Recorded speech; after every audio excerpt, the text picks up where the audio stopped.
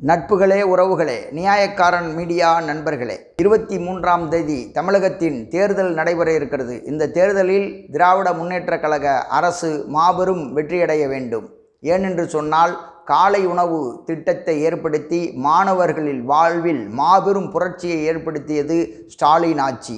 நான் முதல்வன் திட்டத்தை ஏற்படுத்தி தமிழகத்தை இந்திய அளவில் உயர்கல்விக்கு உயர்த்தி IAS, IPS போன்ற பதவிகளில் தமிழர்களை அதிக அளவு அமர்த்தி அழகு பார்த்தது ஸ்டாலின் ஆட்சி. விளையாட்டுத்துறையில் பல புதிய திட்டங்களை ஏற்படுத்தி அந்த விளையாட்டுத்துறையில் பெரிய மாற்றங்களை செய்து புரட்சியை கொண்டு வந்த ஆட்சி ஸ்டாலினுடைய ஆட்சி. மாற்றுத்திறனாளிகள் மத்தியில் மாபெரும் சலுகைகளை வழங்கி, உரிமைகளை வழங்கி, அவர்களுக்காகவும் நல்ல பல திட்டங்களை வகுத்த ஆட்சி ஸ்டாலினுடைய ஆட்சி. உயர்கல்விக்கு ஊக்கத்தொகை வழங்கி மேலும் மேலும் தமிழக மக்கள் ஊக்கமாக படிக்க, உயர்கல்வி படிக்க உதவிய ஆட்சி ஸ்டாலின் ஆட்சி. அது மட்டுமல்ல, தமிழகத்தில் எங்கெல்லாம் நகரங்கள் இருக்கிறதோ அங்கெல்லாம் பேருந்து நிலையங்களை புதிதாக அமைத்து போக்குவரத்தில் புரட்சியை செய்த ஆட்சி ஸ்டாலினுடைய ஆட்சி. சுற்றுலாத்துறையில் பெரிய வளர்ச்சியை கொண்டு வந்து குற்றாலம், கொல்லிமலை போன்ற இடங்களை நவீனத்துவப்படுத்தி சுற்றுலா வரும் பயணிகளுக்கு இன்ப அதிர்ச்சியை கொடுத்திருக்கிறது ஸ்டாலினுடைய ஆட்சி. மகளிருக்கு உரிமை தொகை கொடுத்து மகளிரை மாண்பாக நடத்தும் ஆட்சி இந்த ஸ்டாலினுடைய ஆட்சி. அதோடு மட்டுமல்ல, தொழில் வளர்ச்சியில் மாபெரும் புரட்சியை செய்து இந்திய அளவில் முதல் மாநிலமாக தமிழகத்தை உயர்த்திய ஆட்சி ஸ்டாலினுடைய ஆட்சி. நகர்ப்புறங்களை வெளிநாடு அளவிற்கு உயர்த்தி கோவை, மதுரை, சென்னை போன்ற நகரங்களை மெட்ரோ சிட்டிகளாக நல்ல தரம் உயர்த்தி வைத்திருக்கக்கூடிய ஆட்சி ஸ்டாலினுடைய ஆட்சி. ஒவ்வொரு முக்கிய நகரங்களிலும் மண்டலங்களிலும் நூலகங்களை ஏற்படுத்தி இளைஞர்களை படிப்பதற்கு மாபெரும் ஊக்கமளிக்கக்கூடிய அரசு ஸ்டாலினுடைய இந்த அரசு. மதவெறியை தூண்டும் பிஜேபியை கட்டுப்படுத்தி, RSSஐ கட்டுப்படுத்தி, மதவெறியை தமிழ்நாட்டில் மண்ணில் உள்ளே நுழைய விடாமல் பாதுகாப்பு அரணாக இருக்கக்கூடிய ஆட்சி இந்த ஸ்டாலினுடைய ஆட்சி.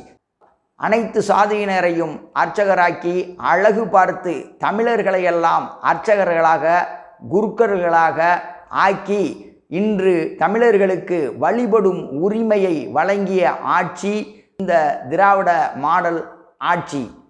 அதேபோன்று பிற்படுத்தப்பட்டோர்களின் இடஒதுக்கீட்டை அளிக்க வேண்டும் என்று துடித்த பிஜேபி, RSSஇன் சூழ்ச்சிகளை முறியடித்து பல்வேறு கட்ட போராட்டங்களை நடத்தி உச்சநீதிமன்றத்திற்கு சென்று சட்ட போராட்டத்தை நடத்தி அந்த 22% இடஒதுக்கீட்டை பிற்படுத்தப்பட்ட மக்களுக்கு மீட்டு தந்த ஆட்சி இந்த ஸ்டாலினுடைய திராவிட மாடல் ஆட்சி. அதோடு மட்டுமல்ல, தொகுதி மறுவரையறை என்ற பெயரில் தமிழகத்தின் உரிமையை பறித்து வடக்கே உள்ளவர்கள் மட்டும் ஆட்சி அதிகாரத்தை பிடிப்பதற்கான சதியை முறியடித்து தமிழர்களின் உரிமையை மீட்டு தந்திருக்கிற ஆட்சி இந்த ஸ்டாலினுடைய இந்த ஆட்சி.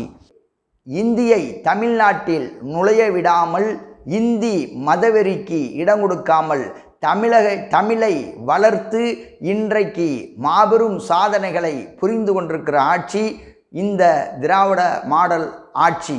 அதோடு மட்டுமல்ல, தமிழர்களின் பெருமைகளை, தமிழர்களின் வரலாறை, தமிழர்களின் கலாச்சாரத்தை உலகிற்கு அறிவிக்கும் வகையில் கீழடியில் அருங்காட்சியகம் அமைத்த ஆட்சி இந்த திராவிட மாடல் ஆட்சி. ஒவ்வொரு இடங்களிலேயும் தமிழர்களின் வரலாறை ஆய்வு செய்ய சொல்லி அகழ்வு ஆய்வுகளை தமிழகம் முழுவதும் நடத்தி தமிழர்களின் வரலாறை உலகிற்கு பறைசாட்டும் ஆட்சி இந்த திராவிட மாடல் ஆட்சி. ஆக அன்பு சகோதரர்களே, நியாயக்காரன் மீடியா நண்பர்களே, பொதுமக்களே, நீங்கள் அனைவரும் திராவிட மாடல் ஆட்சி மீண்டும் அமைவதற்கு, ஸ்டாலின் அவர்கள் முதல்வராக ஆவதற்கு, இந்தியா சுடுகாடு ஆகாமல், தமிழ்நாடு மதவெறிக்கு இடமளிக்காமல், தமிழ்நாடு நல்ல விதமாக வளமாக நலமாக வாழ வேண்டும், மதவெறி இல்லாமல் மக்கள் அனைவரும் மனிதநேயத்தோடு இருக்க வேண்டும் என்று விரும்பக்கூடிய அன்பு நெஞ்சங்கள், அருமை சகோதரர்கள் அனைவரும் உதயசூரியன் சின்னத்திலும் அதனுடைய கூட்டணி கட்சி சின்னங்களிலும் வாக்களித்து மதவெறியை மண்ணில் புதைத்து மனித நேயத்தை வளர்த்து திராவிட மாடல் அரசை ஆட்சியில் அமர்த்த வேண்டும் என்று கேட்டுக்கொள்கிறோம்.